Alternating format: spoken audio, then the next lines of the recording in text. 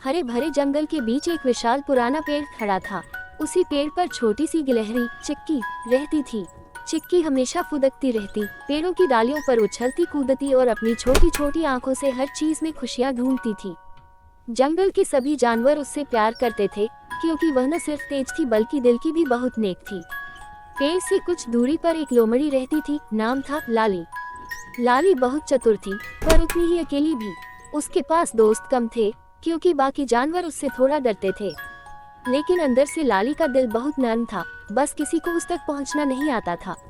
एक दिन सुबह सुबह आकाश में हल्की हल्की धूप फैल रही थी कि तभी चिक्की ने देखा कि एक छोटा सा पक्षी जमीन पर गिरा पड़ा था। उसके पंख में चोट लगी थी और वह उड़ नहीं पा रहा था। वह दर्द से कराहते हुए चहचहा रहा था। चिक्की दौड़कर उसके पास पहुंची। अरे छोटे, क्या हुआ? चिक्की ने चिंता से पूछा। पक्षी बोला, तेज हवा के कारण मैं पेड़ से टकरा गया, अब उड़ नहीं सकता। चिक्की तुरंत उसकी मदद के लिए तैयार हो गई। उसने पत्ते लाकर उसके नीचे बिछाए ताकि वह गीली मिट्टी में न पड़े। फिर वह जंगल के दूसरे जानवरों से मदद मांगने चली गई। सबसे पहले वह लाली लोमड़ी के पास पहुंची। लाली बहन, एक छोटा पक्षी घायल है, क्या तुम मदद करोगी? लाली पहले तो हैरान हुई, उसे उम्मीद नहीं थी कि गिलहरी उससे मदद मांगेगी। मैं क्या कर सकती हूँ? लाली ने पूछा। चिक्की बोली, हमें किसी ऐसे की जरूरत है जो बहादुर हो और दूर से जल्दी जड़ी बूटी ला सके। तुम्हारी चाल सबसे तेज है। लाली के दिल को पहली बार लगा कि कोई उसके गुण को पहचान रहा है। उसने बिना सोचे कहा, चलो मैं मदद करूंगी। दोनों मिलकर जंगल के उस हिस्से में पहुंची जहां औषधीय जड़ी बूटियां उगती थी।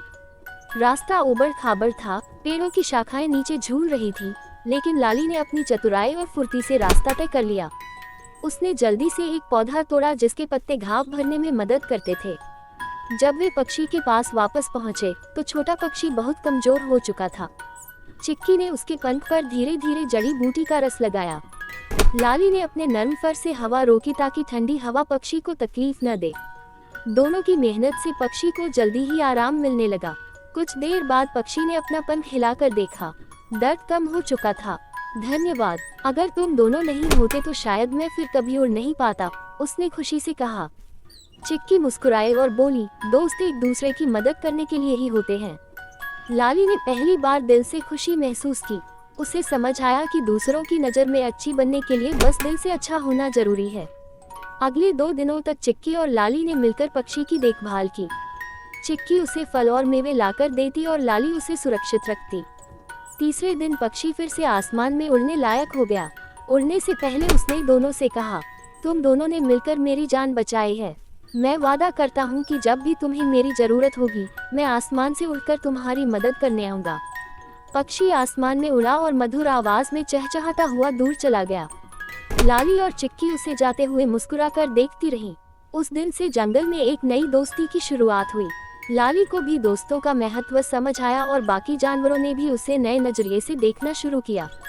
सीख, असली ताकत मिलजुल कर काम करने में है, चाहे कोई छोटा हो या बड़ा। जब हम दिल से किसी की मदद करते हैं तो दुनिया हमेशा हमें प्यार और सम्मान देती है।